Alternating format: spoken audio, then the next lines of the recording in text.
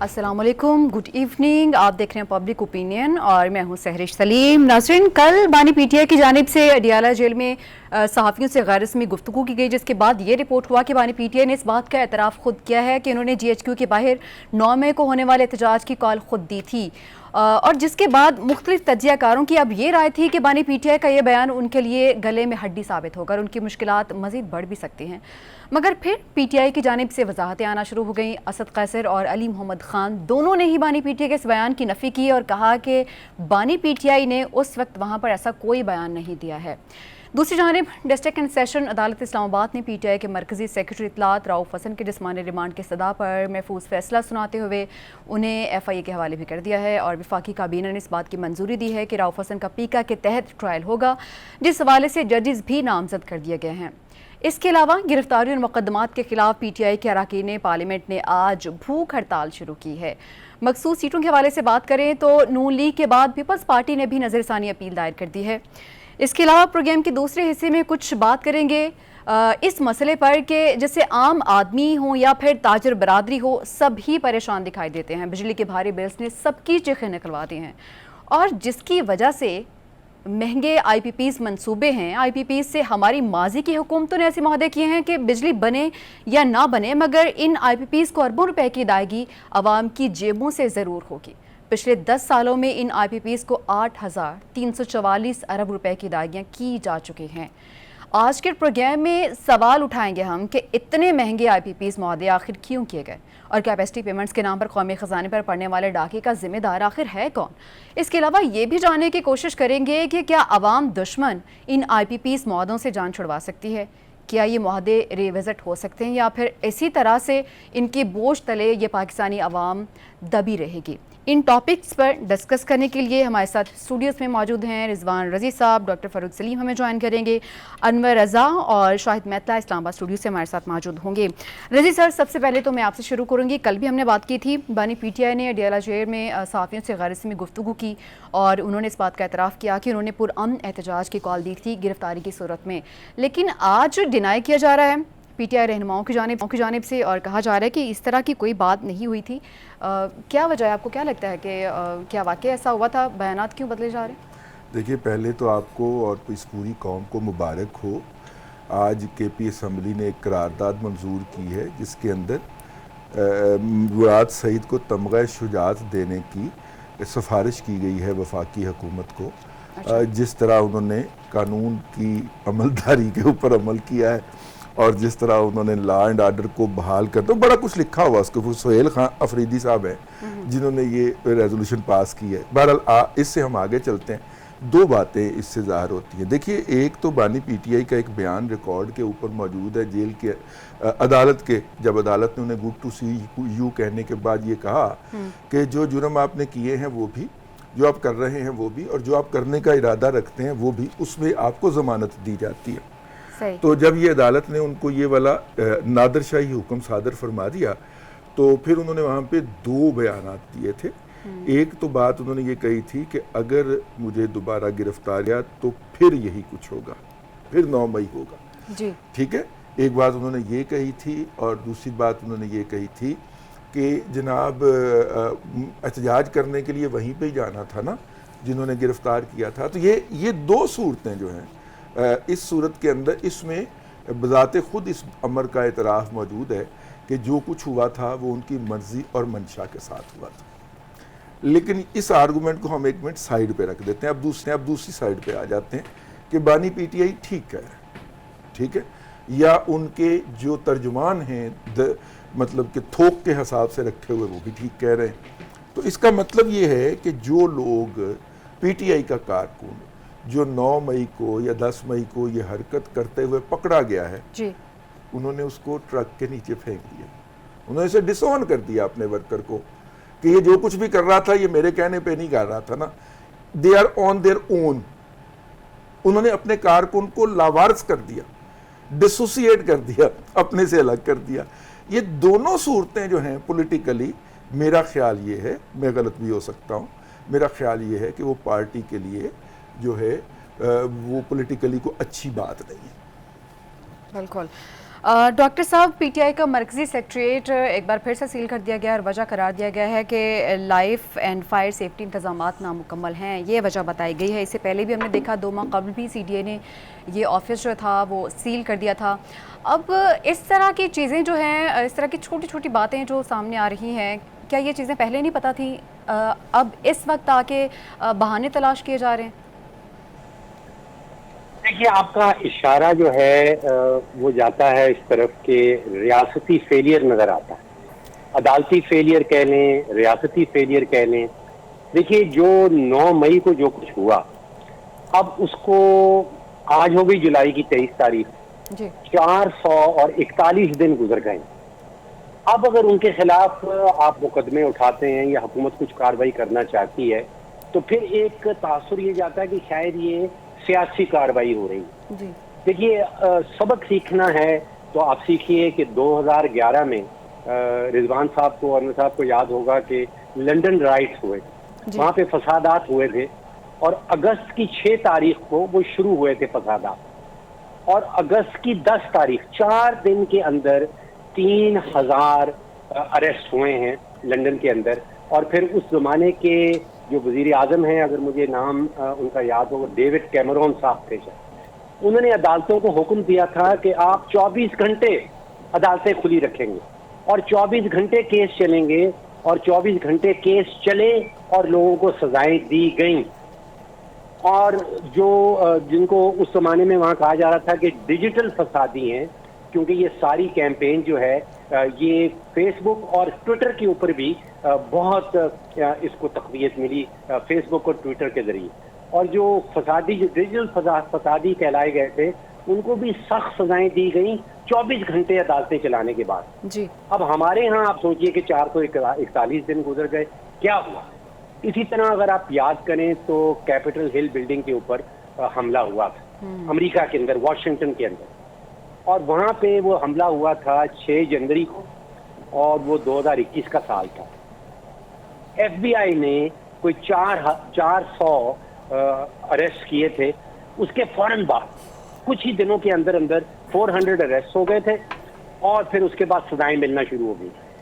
एक शख्स जिसने एक शीशा तोड़ा था कैपिटल हिल बिल्डिंग का, एक शीशा तोड़ा था, उसको 10 साल की कैद हुई थी। और एक शख्स जिसको अदालत में फाउंड के वो मुनज़्ज़म कर रहा था, वो ऑर्गेनाइजर्स में से था, उसको 22 साल कैद हो गई थी।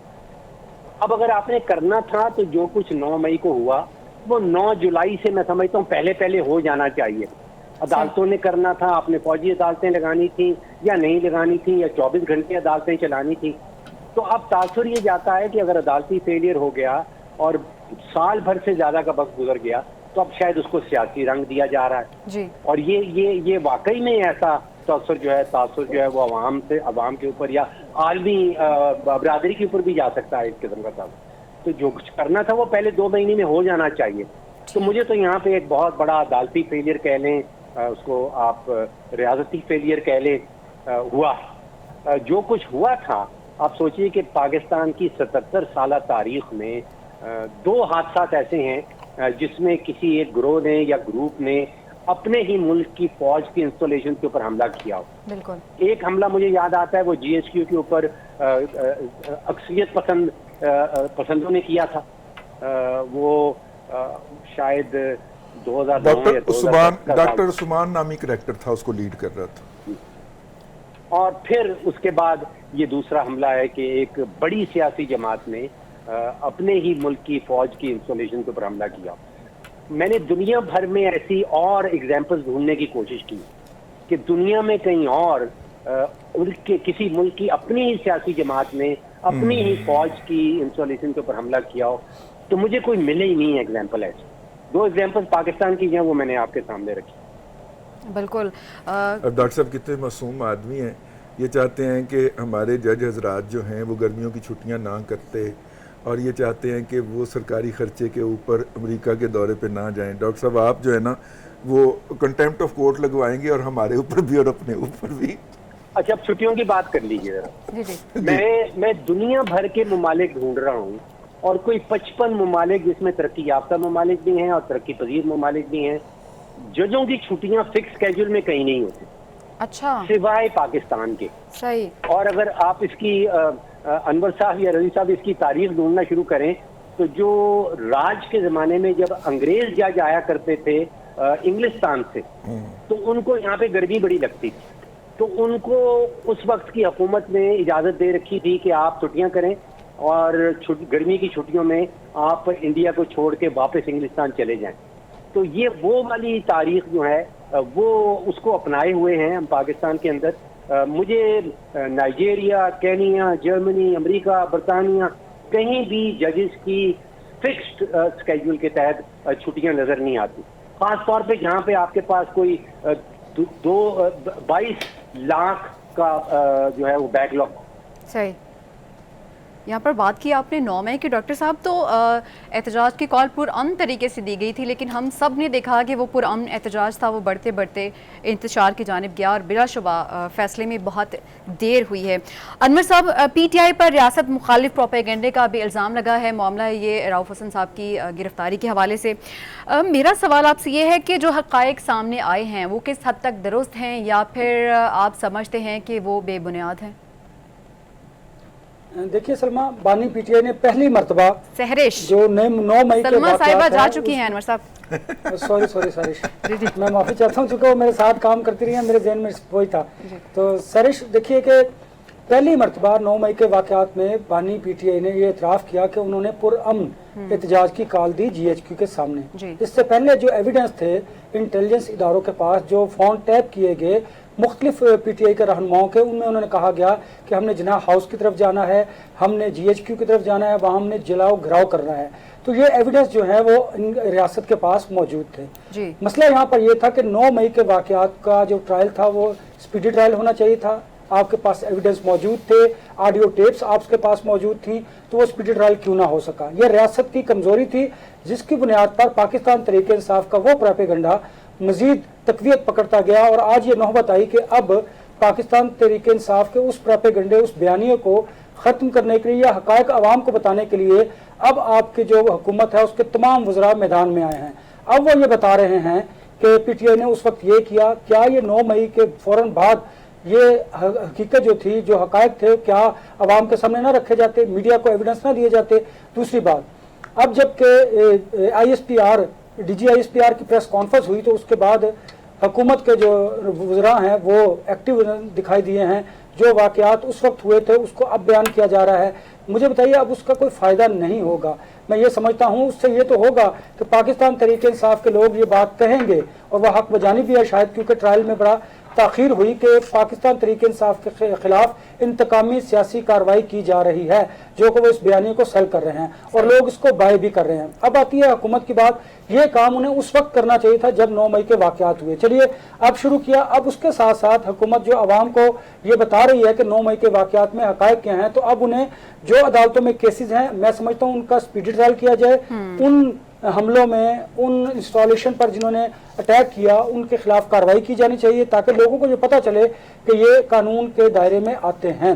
दूसरी बात, इसके साथ साथ हुकूमत को जो अब तहरीक चलने जा रही है उस पर भी गौर करने की, ये तो आईनी और कानूनी तरीकाकार है और एक मोमेंटम बनाने की जरूरत है डिजिटल और इलेक्ट्रॉनिक और प्रिंट मीडिया पर कि हुकूमत अपना बयान और अपना मौक़िफ़ पेश करे। हुकूमत समझती है कि ये हक़ाइक़ है तो फिर वो आवाम के सामने रखे जाए, मीडिया को दिए जाए। दूसरी बात, अब हुकूमत को इसके साथ साथ चाहिए कि वो पोलिटिकली भी जो सियासी जमातें हैं उनको इंगेज करे।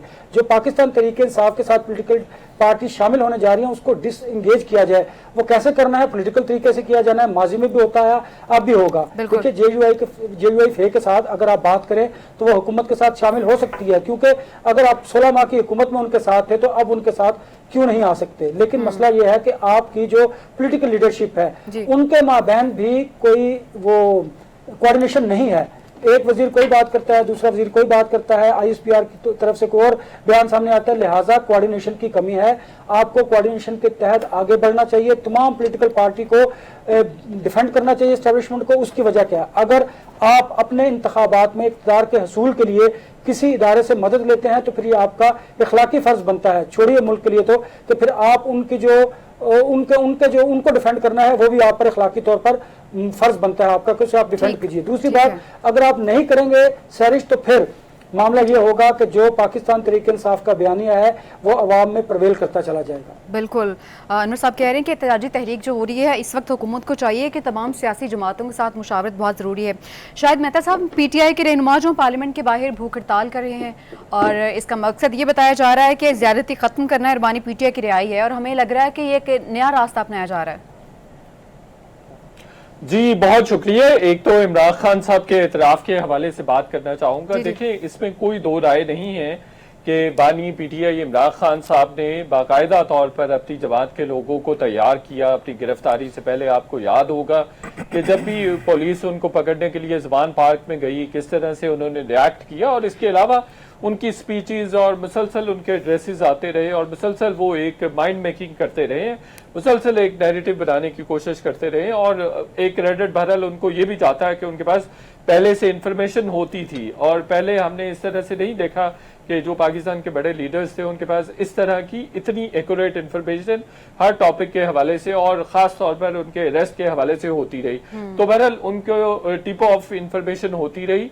तो उस सारे सिनेरियो में हमने ये चीज़ बहुत नोटिस की कि वो मुसलसल जहन साजी कर रहे थे अपने कारकुनान की, अपने जो रहनुमा थे उन सब की, और वो इसी पर्पस के लिए कर रहे थे कि उनको किसी भी सूरत गिरफ्तारी नहीं देनी थी। लेकिन फिर अब उनका एतराफ़ आ गया, और एतराफ़ से पहले ये अंडरस्टूड था कि ये सारा सिलसिला उन्होंने खुद किया। लेकिन उसके बाद माहौल ऐसा बन गया है और अब परसेप्शन ये क्रिएट हो गई है कि शायद रियासत ज़बरदस्ती कर रही है, बहुत शदीद किस्म की ज़्यादती कर रही है, विच हंट कर रही है और पॉलिटिकल एलिमिनेशन की तरफ जा रही है, और बिल्कुल पार्टी को दबरदोज करना चाह रही है और शायद उसकी एलिमिनेशन की तरफ जा रही है। एक परसेप्शन क्रिएट हो गई है और पब्लिक ओपिनियन इस तरह की बन गई है। और उसकी बुनियादी वजह यह है कि जब इनको गिरफ्तार किया गया 9 मई ऑनवर्ड्स, जब इनको गिरफ्तारियों का सिलसिला शुरू किया गया, तो फिर रियासत कंफ्यूजन का शिकार रही। ये डिबेट होती रही कि क्या मिलिट्री ट्रायल में मिलिट्री कोर्ट्स में ट्रायल होना चाहिए या नहीं होना चाहिए, या सिविलियन अदालतों में इनके मुकदमा चलने चाहिए। तो इस सारे सिनेरियो में, इस दूबदू कश्मकश में बहुत सारा वक्त ज़ाया हो गया। अब ये चूंकि परसेप्शन बन गई है, पब्लिक ओपिनियन बन गई हुई है कि शायद रियासत चाहती है कि PTI को, जो कि एक सियासी जमात है जिसके करोड़ों वर्कर्स हैं, वोटर्स हैं, और जिसके पीछे खड़े हुए हैं इमरान खान साहब के अपने लीडर के पीछे खड़े हुए हैं ओवरसीज पाकिस्तानियों की एक बड़ी तादाद है, सिविल सोसाइटी की एक बड़ी तादाद है वो तमाम के तमाम खड़े हुए हैं इमरान खान साहब के पीछे। तो अब शायद मुझे लगता है, मेरी जाती ओपिनियन है कि बहुत देर हो गई है। तो इसका मुझे जो सोल्यूशन समझ आता है वो ये आता है कि इनको एंगेज किया जाए, पार्टी को एंगेज किया जाए। जैसे बहुत दफा पहले भी बात होती रही है, शहबाज शरीफ, नवाज शरीफ ने ये कहा है कि हम एंगेज करना चाहते हैं। अभी भी जो पाबंदी लगाने की बात की जा रही है उसमें पीपल्स पार्टी इन हाउस ये कहते हुए नजर आ रही है कि भाई इनको एंगेज करने की ज्यादा जरूरत है, और फिर हुकूमत ने भी फैसला पाबंदी लगाने का अभी तो देखना है कि ये फैसला हो पाता है या नहीं पाता। लेकिन ब्रेक पे जाने से पहले रजी सर, मैं आपसे ये पूछना चाहूंगी कि मखसूस सीटों के फैसले में पीपल्स ने भी नज़रसानी अपील दायर कर दी है। आपको लगता है कि इस तरह का कोई फैसला जो है हुक्मरान इत्तेहाद को रिलीफ दे सकता है? देखिए, मुझे जो ज़राए ने बताया है वो उन्होंने कहा है कि अगर जनाब आसफ अली जरदारी साहब अपना किरदार अदा कर दें तो मखसूस नशिस्तें PTI को देने वाला फैसला नज़रसानी के अंदर रिवर्स भी हो सकता है। ओके, मतलब आपके कहने का मतलब ये है कि इससे फैसला बदल सिग्निफिकेंट है, ये मूव बड़ी सिग्निफिकेंट है। इस हवाले से पीपल्स पार्टी की एंट्री बड़ी सोच समझ के हुई है। इरफान कादर साहब जो हैं वो उन्होंने ड्राफ्ट किया है, और ये तमाम हवाले जो हैं इनको मजीद तारुफ की जरूरत नहीं है। बिल्कुल ठीक है, आने वाला वक्त बताएगा कि क्या हो पाता है। RPP इस मौके पर हम बात करने वाले हैं, ब्रेक के बाद साथ रहेगा। वेलकम बैक नाज़रीन। महंगाई और फिर बिजली के भारी भरकम बिल्स इस तरह से आवाम के लिए नाकाबिल बर्दाश्त होते जा रहे हैं कि इतनी आवाम शदीद परेशान है। जहां गरीब तबका परेशान है, वहीं वो लोग ताजर बरादरी जिनको ये चीज़ें कभी महसूस ही नहीं होती थी, बिजली मज़ीद महंगी से महंगी होती जा रही है। रिसेंटली बुनियादी टैरिफ में 7 रुपये 12 पैसे का इजाफा हुआ है। बिजली की फ़ी यूनिट कीमत अभी 48 रुपये 84 पैसे तक पहुँची। تو ابھی فیول پرائس ایڈجسٹمنٹ قیمت میں فی یونٹ 2 روپے 11 پیسے کا اضافہ کیا گیا ہے. ڈاکٹر صاحب آپ سے میں یہ پوچھوں گی کہ ایک تو ہم ٹیکسیز الگ سے دے رہے ہیں اور پھر بجلی بھی مہنگی سے مہنگی ہوتی جا رہی ہے. مجھے ریسنٹلی پتہ چلا کہ 60 روپے پر یونٹ جو ہے وہ ہم آئی پی پی اس قیمت میں دے رہے ہیں.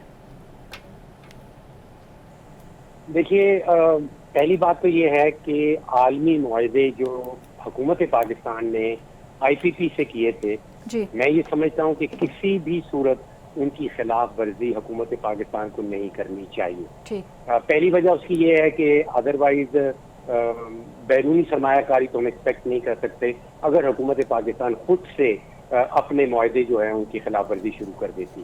پہلی بات. دوسری بات ہم نے ایک تجربہ کر دیکھا ہے, آپ کو یاد ہوگا ریکوڈیک کا جو معاہدہ کیا گیا تھا اس میں جو ٹیکہ لگا پاکستان کو وہ لگ بھگ 8 ارب ڈالر کا ٹیکہ تھا اور اس میں ہم نے کوشش کی یا خلاف ورزی کی ایک عالمی معاہدے کی. تو پہلی بات تو یہ ہے کہ آئی پی پی سے جو معاہدے کیے ہیں حکومت پاکستان نے ان کی خلاف ورزی کرنا پاکستان کے اپنے مفاد میں نہیں. پہلی. دوسری چیز یہ ہے کہ جو گردشی قرضوں کا حجم ہے اس وقت اگر الیکٹریسٹی اور گیس کو جمع کر لیں تو وہ کوئی 6000 ارب کا بن جاتا ہے اور یہ اتنی بڑی آپ سمجھے کہ اماؤنٹ ہے کہ اگر کوئی درستگی کی طرف اقدامات نہیں اٹھائے جاتے تو یہ 6000 ارب جو ہے یہ پورے کے پورے پاکستان کی معیشت کو لے ڈوبے گی. یہ دیر از نو وے آؤٹ. اس میں اصلاحات لانا بڑی ضروری. عوام کے لیے یہ ہے کہ اگر آپ کے گھر اس وقت 10,000 روپے کا بل آ رہا ہے تو آپ یقین کریں کہ اس میں جو بجلی کی قیمت ہے وہ صرف 2,500 روپے کی ہے اور باقی وہ کیپیسٹی پیمنٹ جس کی طرف آپ اشارہ کر رہی ہیں جو وغیرہ وغیرہ ٹیکسز ہیں وہ تقریباً 7,500 روپے کے وہ بنتے ہیں. تو صرف 25% ایسا ہے آپ کے بل کا حصہ جو ایکچوئل آپ بجلی کا دے رہے ہیں, باقی جو ہے وہ کیپیسٹی پیمنٹ ہے اور ٹیکسز ہیں اور ایرا وغیرہ. تو جب تک اس سیکٹر کے اندر حکومت سیریس قسم کی اصلاحات نہیں لے کے آتی تو آپ سمجھیے کہ معیشت کو ایک بہت بڑا خطرہ رہے گا. صحیح ہے. ڈاکٹر صاحب اس سے اگر ہم آگے بڑھیں, آپ اصلاحات کی بات کر رہے ہیں تو کس طرح سے اصلاحات لائی جا سکتی ہیں؟ جی میرے سے سوال مجھ سے کریں. جی آپ سے. دیکھیے پہلی بات تو یہ ہے کہ جو سب سے بڑا مسئلہ ہے وہ آئی پی پی کا نہیں ہے. آئی پی پی کی بجلی مہنگی ہے اس میں کوئی شک نہیں. سب سے بڑا مسئلہ ہے ٹرانسمیشن اینڈ ڈسٹریبیوشن لاسز کا یا اردو میں آسان زبان میں اس کو ہم کہنے کی چوری کا. جس سیکٹر کے اندر اگر 35-40% بجلی جو بنتی ہے وہ چوری ہو جائے وہ سیکٹر یا وہ جیسے میں کہتا ہوں کہ وہ دکان نہیں چل سکتی. اگر 35 سے 40% آپ کا جو سودا ہے وہ چوری ہو جاتا ہے اور باقی آپ کے پاس 60-65% بچتا ہے جو آپ نے ایکچولی بیچنا ہے تو یہ تو دکان بند ہو جائے گی اگر اسی طرح معاملہ چلتا رہا. آئی پی پی سے میں نہیں سمجھتا ہوں کہ ری نیگوشیٹ ٹیرف کرنے کا کوئی طریقہ جو ہے وہ قانون یا آئین کے اندر موجود ہے یا پھر وہ پیغام عالمی بیرونی جو سرمایہ کار برادری ہے اس کو پیغام صحیح جائے گا. وصولی جو ہے وہ تیسرا بڑا پرابلم ہے. اگر آپ 100 روپیہ بل کر رہے ہیں اور آپ کو وصولی صرف 90 روپے ہو رہی ہے اور 10 روپے وصولی کے دوران جو ہیں وہ کٹوتی ہو جاتی ہے یا چوری ہو جاتی ہے تو وہ دکان بھی نہیں چل سکتی کہ اگر آپ نے 30-35% چوری ہو گئی 10% آپ کی وصولی کم ہو رہی ہے. تو آپ کو کرنا یہ ہے کہ سب سے پہلے تو چوری کے اوپر سخت اقدامات اٹھانے پڑیں گے. ٹھیک ہے. اور اس میں وفاقی حکومت اور جو صوبائی حکومتیں ہیں جب تک وہ مل کے کام نہیں کریں گی تو معاملہ بنتا نہیں. دوسرا یہ کہ حکومت جو پلانٹس ایسے ہیں جن کے لائسنسز ایکسپائر ہو گئے. دیکھیے اگر حکومت واقعی سیریس ہے آئی پی پی کے خلاف تو جن آئی پی پی کے لائسنسز ایکسپائر ہو گئے ہیں ان کو رینیو کیوں کیا گیا بہت بڑا سوال بنتا ہے. تو حکومت کو جو بھی لائسنسز ایکسپائر ہو رہے ہیں ان کو رینیو نہیں کرنا چاہیے. صحیح. دوسرا یہ کہ آپ اگر ڈیٹا کھول کے دیکھیں تو 2-3 پلانٹس ایسے ہیں جیسے ایک راؤش پاور ہے وہ پاکستان کی حکومت کو بجلی بیچ رہا ہے 700 اور کوئی 15 روپے کا ایک یونٹ. 745 روپے کا. جی 745 روپے کا ایک یونٹ اور آگے حکومت آپ کو بیچ رہی ہے 55 روپے کا ایک یونٹ. بالکل ایسا ہی ہے. اسی طرح گل احمد جو ہے گل احمد کا لائسنس رینیو کیا گیا ہے तपाल का किया गया है, कोहिनूर का किया गया है, हबीबुल्ला कोस्टल का किया गया है। सही। जो लाइसेंस, अगर आप आईपीपी के वाकई खिलाफ हैं तो आईपीपी के लाइसेंस जो एक्सपायर हो रहे हैं उनको रिन्यू करने की क्या जरूरत है? ठीक। जो डॉक्टर एफिशिएंट साहब ये जिन लोगों के जी जी मतलब साहब आप कुछ कह रहे थे? सॉरी, मैं समझा आपकी बात खत्म हो गई है। मैं ये कहना चाह रहा था, और लाइटर नोट के जितने लोगों के लाइसेंस रिन्यू किए गए हैं वो तमाम के तमाम आपके इलाके से हैं। डॉक्टर साहब के मैं इलाका कौन अपना सा? इलाका समझा नहीं। आपका इलाका चिन्योट फैसलाबाद के लोग हैं सारे के सारे। ये गुल नहीं, अहमद, सारे नहीं। निशात, ये तमाम सारे नहीं है, ज्यादातर सेठ उधर से ही है रजी भाई, ज्यादातर सेठ वहीं गुल अहमद से। नहीं है। नहीं नहीं नहीं, दो नहीं, आप फैक्चुअली गलत कह रहे हैं। 15 गुल अहमद कराची के हैं हाँ, और तपाल वाले भी कराची के हैं। कोहिनूर अनवर जो साहब, है जी, जी। वो फैसलाबाद के हैं, वो चिन्योट के नहीं है। ठीक और है अभी चिन्योट जो है- फैसलाबाद मैंने कह दिया। सर, वो आसपास ही पड़ते हैं। चलिए चिन्योट आसपास ही फैसलाबाद लाहौर भी कह दीजिए साहब। ठीक है अनवर साहब, अभी डॉक्टर साहब जिक्र कर रहे थे एक पावर प्लांट से तकरीबन 745 रुपए फी यूनिट की बिजली खरीदी जाती है, और मैंने ये हिसाब किताब से पहले का किया हुआ है कि पावर प्लांट्स को 370 अरब रुपए हुकूमत अदा करी है सिर्फ 3 पावर प्लांट्स को। अब हमारे सामने आए थे साबिक वज़ीर तिजारत गौहर एजाज। अब देखा जाए तो मुझे तो ऐसा लगा कि चलो किसी ने तो हमारी बात सुनी है, कोई सियासतदान, कोई हुक्मरान जो है इस चीज़ को सीरियस नहीं ले रहा था। अपोजिशन जमात भी आती है तो इस तरह की चीज़ें जो अवामी फ़ायदे के लिए होती हैं वो एक्चुअली हमें नज़र आ रहा होता है कि वो अपने फ़ायदे के लिए कर रहे हैं। महंगाई की बात की जाती है, जब वो चले जाते हैं तो वो सर ऐसा होता है कि जब भी कोई नई सियासी जमात आती है, कोई भी नई गवर्नमेंट आती है, हमें ऐसे लगता है कि हमारे मसाइल हल हो जाएंगे, लेकिन हमें ऐसा कुछ भी होता हुआ दिखाई नहीं देता है। देखिए सारिश, सबसे पहले तो इस हुकूमत को जो मुआहदे रिन्यू किए गए हैं वो नहीं करने चाहिए थे। देखिए ना, ये बात दुरुस्त है कि line losses, capacity payment, IPP के जो मुआहदे हैं वो बिल्कुल गैर फितरी मुआहदे हैं, चोरी है, करप्शन है, फिर इजाफी टैक्सेस हैं।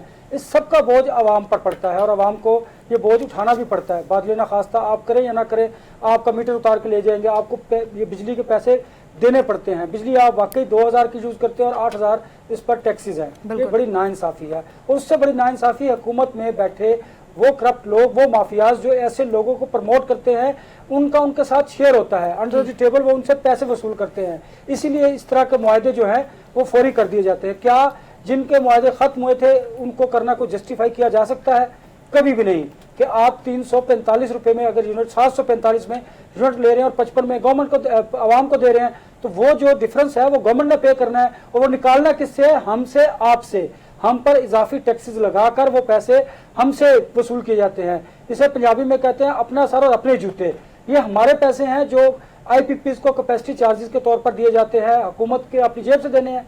वफाक के पास तो पैसे नहीं है। दूसरी बड़ी बात, अब क्या करें? क्या आईपीपीज के मुआहदे खत्म किए जा सकते हैं? तो आपको आईएमएफ मौजूद है, वो आपको सब्सिडी बिजली पर देने नहीं देता, तो फिर क्या किया जाएगा? फिर ये बोझ आवाम पर ही जाएगा। लिहाजा हुकूमत को देखना चाहिए था, सोचना चाहिए था कि जो बाहर तगड़े लोग बैठे हैं, माफियाज हैं, उनको ये प्रमोट करते हैं, उनको फाइनेंशियल फ़ायदा देते हैं, इसमें उनका अपना भी ज़ाती मफाद मौजूद होता है, इसलिए ये मुआहदे रिन्यूअल की तरफ चले जाते हैं। लिहाजा मैं समझता हूँ कि बिल्कुल ताजिर, बिल्कुल सरापा एहतजाज है, आवाम को भी होना चाहिए, और ये मामला सुप्रीम कोर्ट ऑफ पाकिस्तान में जाना चाहिए। जहाँ इतने पॉलिटिकल जो इश्यूज है वो वहाँ पर जाते हैं, तो फिर आवाम का मामला है, इसको जाना चाहिए अदालत में, और उसको प्रूव करना चाहिए कि कौन लोग इसके पीछे हैं, और उन लोगों को जरूर इंसाफ के कटहरे में लाना चाहिए, उन लोगों को सजाएं देनी चाहिए जो इस मुल्क की मैशियत के साथ खेल रहे हैं, इकानमी को तबाह कर रहे हैं और आवाम का बेड़ा गर्क कर रहे हैं। बिल्कुल ऐसे है।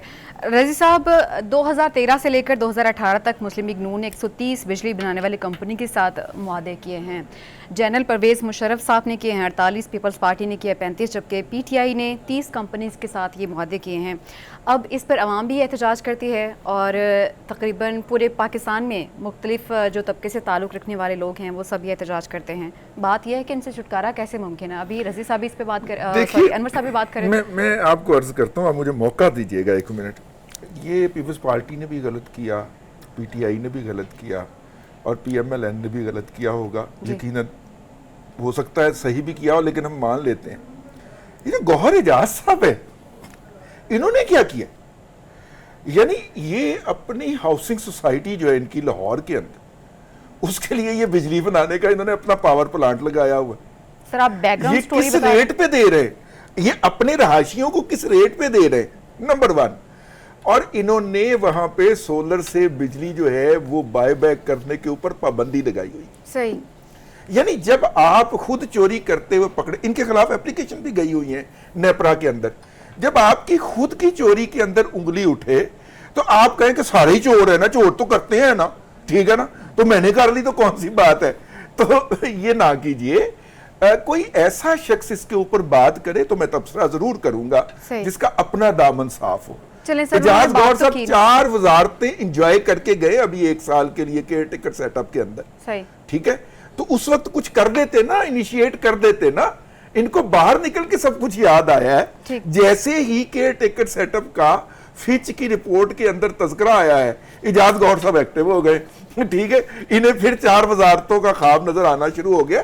میں اس کو ایسے دیکھتا ہوں. لیکن سر مجھے لگتا ہے کہ انہوں نے ہمارے لیے بات تو کی نا. ہاں, ایک بات. دوسری بات یہ ہے, کچھ پہلوؤں کا اظہار ڈاکٹر صاحب نے کر دیا, ایک پہلو کے اوپر انہوں نے بات نہیں کی. میں چاہ رہا ہوں اس کے اوپر بات کر دیں. میں ڈاکٹر صاحب کے آرگومنٹ کو اون کرتا ہوں, ٹھیک ہے جی. جس طرح 31 لاکھ روپے تنخواہ لے کے پنجاب کے ایڈوکیٹ جنرل جو ہیں وہ سپریم کورٹ میں جا کے آرگومنٹ اون کر کے واپس آ جاتے ہیں, میں اس طرح ڈاکٹر صاحب کے آرگومنٹ اون کرتا ہوں. دیکھیے بات یہ ہے, ہم اس بات پہ بات کرنے کے لیے تیار ہی نہیں ہے کہ کھمبوں کے اوپر تار لٹکا کے بجلی فراہم کرنے کا نظام دنیا کے گھٹیا سے گھٹیا ملک میں بھی غائب کر دیا گیا ہوا ہے, خاص طور پہ شہری علاقوں میں جہاں پہ ارد گرد لوگ رہتے ہیں. اور ہم ابھی تک اسی کھمبے کے اوپر تار کھینچ کے, ہمارا لائن مین شہید ہوتا ہے, ہمارا جو اسسٹنٹ لائن مین ہے اس کی جان جاتی ہے, ہمارے جو لائن سپرنٹینڈنٹ ہیں وہ شہید ہوتے ہیں. لیکن ہم سسٹم کے اندر 1978 کے بعد ہم نے سسٹم کو اپ گریڈ کرنے کے لیے ایک آنے کی انویسٹمنٹ نہیں کی. میں ریاست پاکستان کی بات کر رہا ہوں.